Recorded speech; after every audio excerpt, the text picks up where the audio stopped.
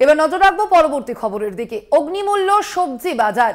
ধূপগুড়ি বাজারে মহকুমা শাসক পুষ্পা দোলমা লেপচা, সঙ্গে ছিলেন ধূপগুড়ি থানার আইসি অনিন্দ ভট্টাচার্য। ক্রেতাদের অভিযোগ, বিভিন্ন জায়গায় সবজির বিভিন্ন দাম এবং সেই দাম খতিয়ে দেখতেই কিন্তু সেখানে পৌঁছেছেন তিনি। ধূপগুড়ি বাজারে মহকুমা শাসক পুষ্পা দোলমা লেপচা, তার সঙ্গেই ছিলেন ধূপগুড়ি থানার আইসি অনিন্দ ভট্টাচার্য। আমরা দেখতে পাচ্ছি গতকাল থেকেই কিন্তু মুখ্যমন্ত্রী মমতা বন্দ্যোপাধ্যায়ের যে কড়া নির্দেশ ছিল, সেই নির্দেশের পরেই তৎপর হয়েছে প্রশাসন এবং ক্রেতাদের অভিযোগ। যেমন আমরা যে খবরের দিকে নজর রেখেছি জলপাইগুড়িতে, সেখানে ক্রেতাদের অভিযোগ যেমন যে বিভিন্ন বাজারে রয়েছে সবজির বিভিন্ন দাম এবং তা খতিয়ে দেখতে কিন্তু সেখানে পৌঁছেছেন ইতিমধ্যেই মহকুমা শাসক। অন্যদিকে অগ্নিমূল্য সবজির বাজার কিন্তু বীরভূমেও, পাশাপাশি বীরভূমের রামপুরহাট বাজারে ইবির হানা, এনফোর্সমেন্ট ব্রাঞ্চের আধিকারিকদের হানা আপনারা দেখতে পাচ্ছেন সেই ছবি। এবং মুখ্যমন্ত্রীর কড়া নির্দেশের পরেই কিন্তু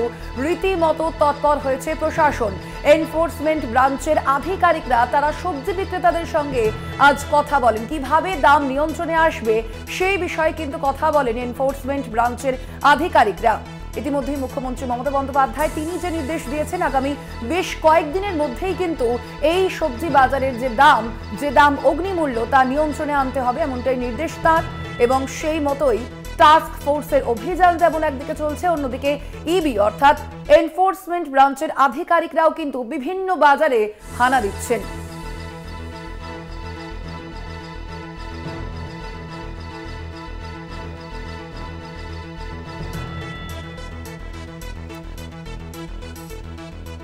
এ বিষয়ে আমরা কথা বলবো। সরাসরি জলপাইগুড়ি থেকে রয়েছেন আমাদের প্রতিনিধি কৌস্তব ভৌমিক, অন্যদিকে বীরভূম থেকে রয়েছেন আমাদের প্রতিনিধি মনা বীরবংশী। আমি প্রথমেই আসবো কৌস্তব তোমার কাছে। কৌস্তব, আমরা দেখছি যে দুদিন ধরে কিন্তু এই টাস্ক ফোর্সের অভিযান চলছে, তার পাশাপাশি এই মুহূর্তে আমরা যেমনটা জানলাম যে মহকুমা শাসক তিনি কিন্তু ইতিমধ্যেই বাজারে পৌঁছে গিয়েছেন, কি জানালেন তিনি?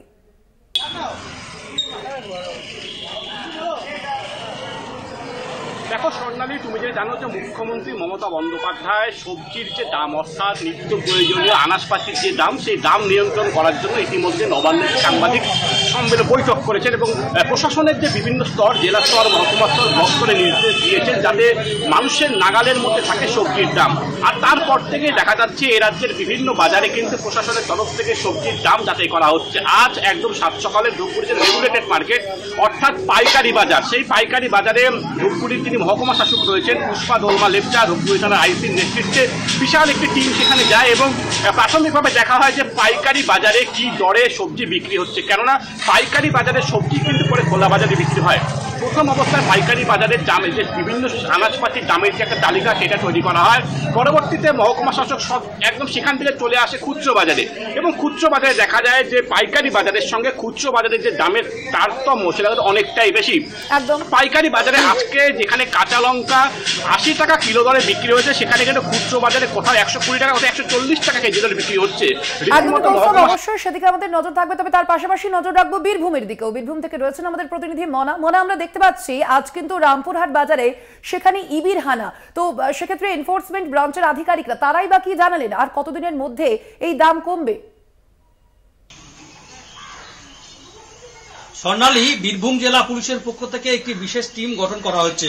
তুমি জানো যে নবান্নে রাজ্যের মুখ্যমন্ত্রী মমতা বন্দ্যোপাধ্যায়, এ রাজ্যের প্রশাসনিক প্রধান, তিনি কিন্তু অসন্তোষ প্রকাশ করেছিলেন যে বিশেষ করে কাঁচা শাকসবজি যে দাম, সেই দামে কিন্তু আগুন, হাত পুড়ে যাচ্ছে। সাধারণ মানুষ থলি নিয়ে যখন সকালে বাজারে বেরোচ্ছেন, তারা কিন্তু কার্যত মাথায় হাত দিয়ে দিচ্ছেন।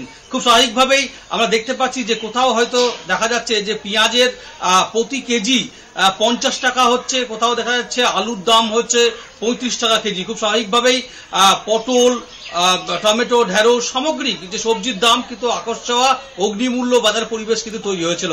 তুমি জানো যে মুখ্যমন্ত্রীর নির্দেশের পরই বিশেষ করে বীরভূম জেলা পুলিশের পক্ষ থেকে জানতে পারছি যে একটি বিশেষ টিম গঠন করা হয়েছে এবং ডিইবি অর্থাৎ জেলার এনফোর্সমেন্ট ব্রাঞ্চের যারা আধিকারিক, তারা কিন্তু জেলার বিভিন্ন মহকুমায় গিয়ে বিশেষ করে বাজার, সদর যে বাজার, সে বাজারে গিয়ে তারা কিন্তু আনা দিচ্ছে। দেখো, এদিন সকাল থেকে যে চিত্র দেখতে পেলাম, বীরভূমের রামপুরহাটে হাটতলা যে বাজার, অত্যন্ত গুরুত্বপূর্ণ এবং বহু পুরাতন একটি বাজার, যে বাজারে এই মুহূর্তে দাঁড়িয়ে এখনো পর্যন্ত কিন্তু অভিযান চলছে তাদের, এবং আধিকারিকরা কিন্তু যাচ্ছেন, বিশেষ করে যারা আড়তের মহাজন, যারা বিশেষ করে পেঁয়াজ আলু যাদের আড়তে থাকে তাদের কাছে যাচ্ছেন, তাদের সঙ্গে কথা বলছেন। এছাড়াও হাতে যারা আমাদের নজর থাকবে যে সবজির মূল্য কবে ঠিক কমে। আপাতত ধন্যবাদ। তুমি আমাদের সঙ্গে ছিলেন বীরভূম থেকে প্রতিনিধি মনা বীরবংশী, জলপাইগুড়ি থেকে ছিলেন প্রতিনিধি কৌস্তব ভৌমিক।